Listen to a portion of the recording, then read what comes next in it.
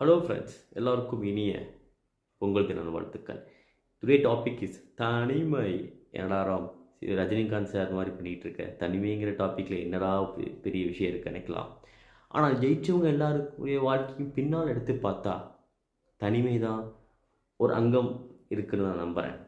ஆனால் அது அவ்வளோ ஈஸி கிடையாது. நீங்கள் யோசிச்சு பாருங்கள், ஒரு மனுஷன் தனிமையில் இருக்கான் அப்படின்னா, தனிமையில் இருந்து ஜெயிச்சிருக்கான் அப்படின்னா, அவன் கண்டிப்பாக சின்ன வயசுலேருந்தே சில குவாலிட்டிஸை வளர்த்துருந்துருப்பாங்க நான் நம்புகிறேன். புக் படிச்சுட்ருப்பார், மார்னிங் 5 எந்திரிப்பார், அப்புறம் ஜிம்முக்கெலாம் போவாங்க. அப்புறம் அவங்களோட ஹெட் ஆஃப் திங்கிங் பேட்டர்னே பார்த்திங்கன்னா வேறு லெவலில் இருக்கும்.